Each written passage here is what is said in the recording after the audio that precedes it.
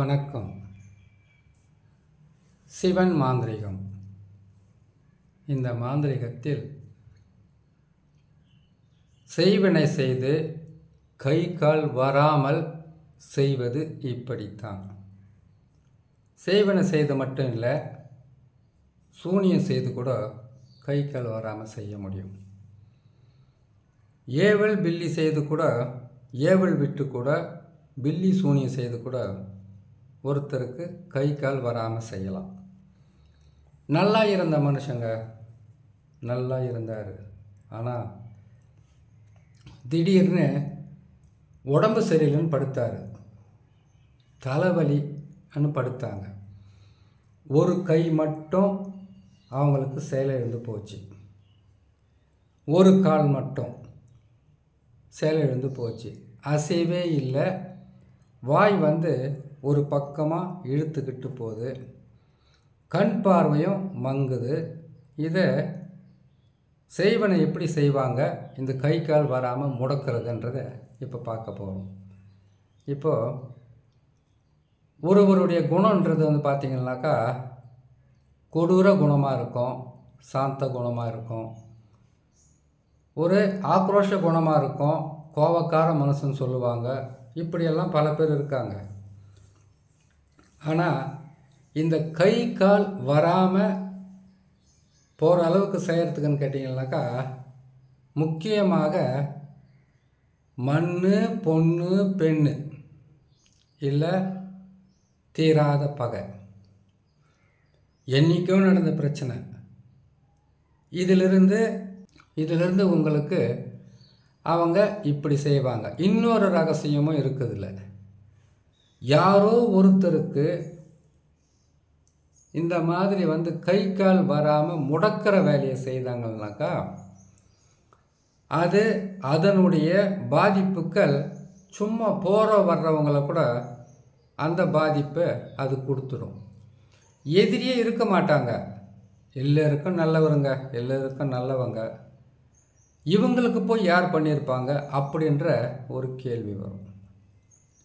ஆனால் அந்த கை கால் வராமல் முடைக்கு கட்டுறாங்க இல்லையா, ஒன்று அந்த பாதிப்பு எந்த வீட்டுக்குள்ளே உள்ள நுழையுதோ செய்து அவங்க இந்த கை கால் வராத மாதிரி முடைக்கி கட்டி மாந்திரிகத்தை செய்திருவாங்க.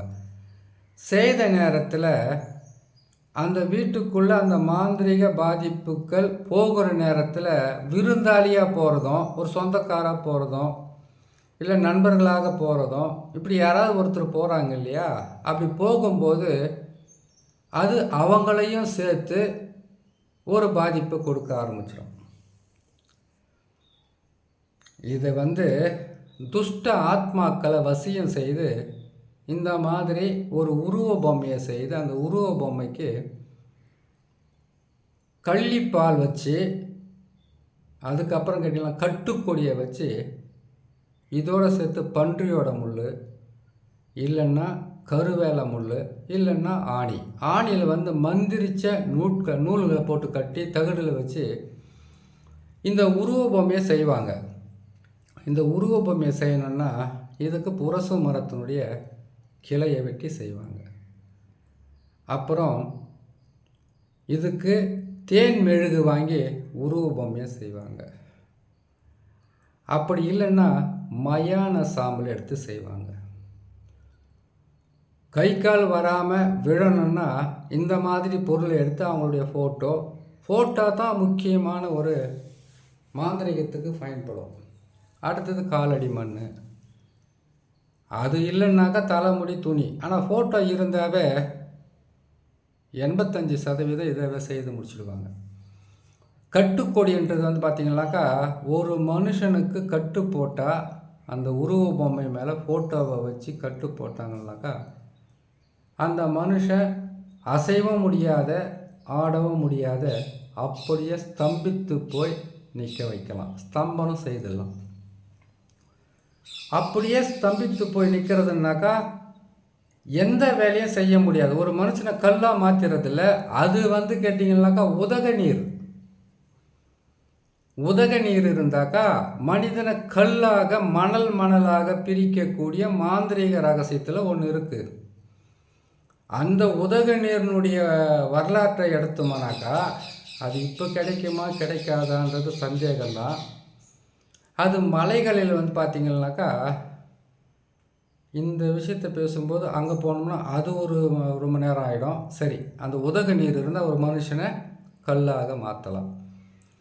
இந்த உதக நீரை விட இன்னும் மனிதனுடைய இதயத்திலேயே இருக்குது. அதெல்லாம் எடுக்க முடியாது. இதெல்லாம் 500 வருஷம் 1000 வருஷங்களுக்கு முன்னாடி மாந்திரிகராக இருந்தவங்க இதையெல்லாம் எடுத்து மனிதனை கல்லாக நிற்க வச்சுருக்காங்க, சாம்பலாக எரித்து சாம்பலாக்கியிருக்காங்க, அதெல்லாம் செய்திருக்காங்க. உதக நீர்ன்றது மனுஷன் நடமாட முடியாத காடுகளில் இருக்கக்கூடிய ஒரு பொருள்.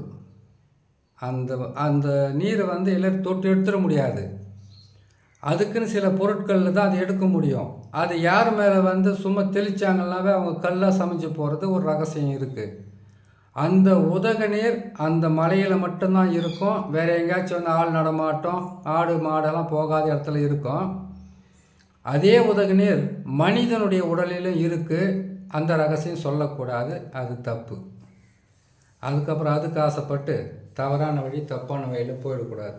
சரி, இப்போது இந்த ஸ்தம்பித்து போகிறதுன்னு கேட்டிங்கன்னாக்கா மனுஷன் ஒரே இடத்துல நின்றுறதில்ல, தொழிலே நடக்காத மாதிரி செய்கிறது, வியாபாரம் விளங்காத மாதிரி செய்கிறது, குடும்பத்தில் மதிப்பு மரியாதை இல்லாத மனிதனாக மாற்றுறது, அவங்களுடைய மூளையே செயலே இல்லாத அளவுக்கு செயலிழக்க வைக்கிறது தலையில் குத்துற முள். முகத்தில் குத்துறானாக்கா முகவாதம்னு சொல்லுவாங்க. முகவாதம்னு கேட்டிங்கனாக்கா ஒரு பக்கம் வாய் இழுக்குது இல்லையா, அது முகம் ரொம்ப வலியை கொடுக்கும், கீழே குனியவே முடியாது, கடுமையான வலி வேதனையாக இருக்கும். கண்ணும் அப்படி தான். ஒரு உடலில் கேட்டிங்கனாக்கா 8 முள் தான் குத்தணும், 8 ஊசியை தான் குத்த முடியும். ஆனால் இந்த கை கால் வராமல் முடக்கி கட்டணும்னு கேட்டிங்கனாக்கா 8 ஊசி குத்த மாட்டாங்க. 8 ஊசி குத்தினா அது மாறணும். நெத்தி பகுதியிலையும் உச்சந்தலையிலையும் இல்லை நெத்தி பகுதியிலையும் வாய்ப்பகுதியிலையும் தொண்டை பகுதியிலையும், அதுக்கப்புறம் நெஞ்சிக்குழி பகுதியிலையும், அதுக்கப்புறம் தொப்புள் குழி பகுதியிலையும், அதுக்கப்புறம் ஆணுடைய பெண்ணுடையது அந்த இடத்துலையும், அதுக்கப்புறம் கேட்டிங்கனாக்கா 2 முட்டியும் சேர்த்த மாதிரி ஒரு இடத்துலையும், அதுக்கப்புறம் பாதத்துலையும் 8 வரும். அந்த 8 இடம் இருக்குது.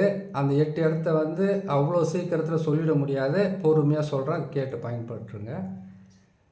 அப்படி குத்துவாங்க. இது கை கால் முடக்கிறதுக்காக, கை காலை முடக்கி கட்டுறதுக்காக, அவங்களுக்கு கை கால் வராத மாதிரி பாதிப்பை கொடுக்கறதுக்காக செய்கிற வேலை. இது ஒன்று உச்சந்தலையில் குத்தி அவங்கள நிற்க வைப்பாங்க.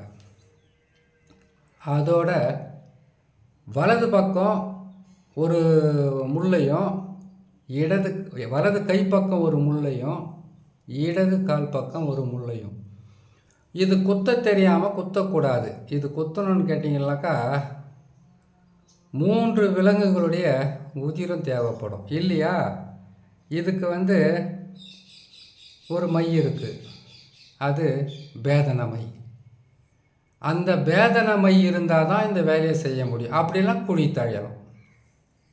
இது இருந்தாக்கா அதை அந்த மந்திரத்தை சொல்லி இது இந்த உருவ பொம்மையை செய்துட்டு வேப்பெண்ணெய் இல்லைன்னா பன்றியோட நெய், அப்படி இல்லைன்னா பச்சோந்தி இருக்குது பார்த்தீங்களா, அந்த பச்சோந்தியுடைய பிச்சை எடுத்து அதை வேப்பெண்ணெயில் போட்டு சேர்த்து அதுக்கு இந்த விளக்கேற்றி இந்த உருவ பொம்மை மேலே வச்சு, அந்த உருவ பொம்மை மேலே வச்சு விளக்கேற்றிட்டு அந்த விளக்கு எரிஞ்சிக்கிட்டு இருக்கும்போதே எட்டி தைலமும் செய்வாங்க. எட்டி தைலத்தை சூனியத்தை எடுக்கிறதுக்கு தான் அதிகமாக பயன்படுத்துவாங்க. இதில் கொஞ்சம் சேர்த்துக்குவாங்க.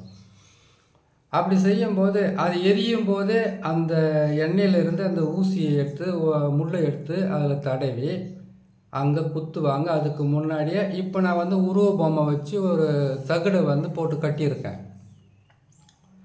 அந்த மாதிரி ஃபோட்டோவை வச்சு அந்த நெஞ்சு பகுதியில் கட்டிட்டு கட்டு போட்டுட்டு கட்டுக்கோடிக்கை வச்சு போடுவாங்க, கருப்பு நூல் வச்சு போடுவாங்க, சிவப்பு நூல் வச்சு போடுவாங்க.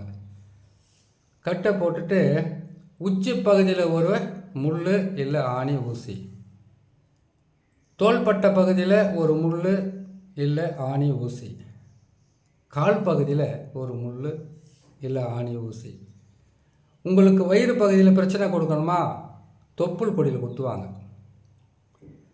உங்கள் தொப்புள் கொடியில் இல்லை, அந்த பொம்மையை செய்கிறாங்க இல்லையா, அந்த பொம்மையோட தொப்புள் பகுதியில் குத்துனாங்கன்னாக்கா உங்களுக்கு வலி வரும். ஏன்னா மார்பில் வந்து உங்களுடைய ஃபோட்டோ தானே வைக்கிறாங்க, உங்களுடைய பொருளை தானே சேர்க்குறாங்க. இப்போ கை கால் மட்டும் வராமல் போனோன்னாக்கா கை காலுக்கு மட்டும் செய்வாங்க. மாந்திரிகம் செய்கிறதுக்கு போகிறவங்களுடைய குணம் எப்படி இருக்கோ அதுக்கு தகுந்த மாதிரி இது செய்து முடிப்பாங்க. இதை மாதிரி செய்து இந்த பொம்மையை என்ன பண்ணணும்னு கேட்டிங்களானாக்கா, அந்த விளக்க மார்பு பகுதியில் ஃபோட்டோவை வச்சு கட்டி தகுடெல்லாம் எழுதி கட்டி அதுக்கப்புறம் ஊசியோ முள்ளோ குத்துறாங்க இல்லையா, அந்த எரி வச்ச அந்த எண்ணெயும் இந்த உருவ பொம்மை மேலேயே போட்டு இதை கொண்டு போய் இதுக்கு தேவையான பூஜை பொருட்களை எல்லாம் சேர்த்து இதுக்கு உண்டான மந்திரங்கள் எந்த திசையில் செய்வாங்க, மேற்கு திசையிலையும் தெற்கு திசையிலையும் உக்காந்து செய்து சூரிய அஸ்தமனம் ஆன நேரத்தில் செய்து இதை கொண்டு போயிட்டு ஒன்று மயானத்தில் எரி மேடையில் பிணத்தை எரிய வச்சு அதுக்கு கீழே சாம்பல் இருக்குது இல்லையா, அது கீழே புதைப்பாங்க. ஒரு பிணத்தை எரித்த உடனே இவங்களுக்கு வேலை செய்ய ஆரம்பிச்சிடும். எங்கள் எரி மேடையில் பிணத்தை எரிக்கிறாங்களே, அந்த சாம்பலை பள்ளம் தோண்டி புதைச்சிடுவாங்க. அந்த புதைச்சோடனே வேலை செய்யாதது செய்யும் அப்போ கூட. ஆனால் அந்த இதை புதைச்சதுக்கு மேலே ஒரு பிணத்தை வச்சு எரிச்சிட்டாங்கனாக்கா, அப்படி கை கால் வராமல் போய் கை காலை முடக்கி கட்டுற, கை கால் வராமல் கட்டி வைக்கிற வேலை செய்துட்டாங்களா, பிணத்தை வச்சு எரிச்சிட்டாங்களா, முடிஞ்சு போச்சு. நீங்கள் என்ன தான் போய் நீங்கள் ஹாஸ்பிட்டலில் பார்த்தாலும் சரி, மாந்திரிகர்களை வச்சு நீங்கள் செய்தாலும் அவ்வளோ சீக்கிரத்தில் குணமாகாது. ஆனால் அந்த கை கால் வராமல் முடக்கி கட்டுற வேலையில் பிணத்தை எரிக்கிறதுக்கு முன்னாடி செய்துட்டா பரவாயில்ல, பாதிப்பு வந்த உடனே செய்துட்டா பரவாயில்ல. இவங்க பாதிப்பு வந்து முதல்ல மருத்துவரை பார்ப்பாங்க. ஒரு சிலர் மிக கவனமாக ஏற்கனவே மாந்திரிகரோ இல்லை யாராவது தெரிஞ்சிருந்தால் அங்கே போய் கட்டு உடச்சிட்டு போயிடுவாங்க, மற்றவங்க தான் மாட்டிக்குவாங்க. அப்படி இருக்கும்போது ஒரு பிணத்துக்கு மேலே 2 பிணம் இல்லை 3 பிணத்தை 4 பிணம் போட்டு எரிச்சிட்டாங்கன்னாக்கா காப்பாற்றணுன்னாக்கா கடுமையான போராட்டமாக இருக்கும், அதிகமாக கஷ்டப்பட வேண்டியதாக இருக்கும். அப்படி இருக்கும்போது இதை இந்த கை கால் வராமல் முடக்கி கட்டக்கூடிய மாந்திரிகத்தை இப்படி தான் செய்வாங்க. இந்த கை கால் வராமல் முடக்கி கட்டி இருக்கக்கூடிய இந்த மாந்திரிகத்தை எடுக்கிற சூட்சும ரகசியம்னு ஒன்று இருக்குது. அது நீங்கள் எடுத்ததும் தெரியக்கூடாது. அது எடுத்தாங்க இவங்க தான் எடுத்தாங்கன்னு தெரியாத அளவுக்கு அந்த சூட்சும ரகசியத்தோடு செய்கிற வேலை இன்னொரு வேலை இருக்குது. அதை பற்றி இன்னொரு பதிவில் பார்க்கலாம். அந்த மாந்திரிகத்தில் வந்து இது கூட கொஞ்சம் கஷ்டமாக தான் இருக்கும்.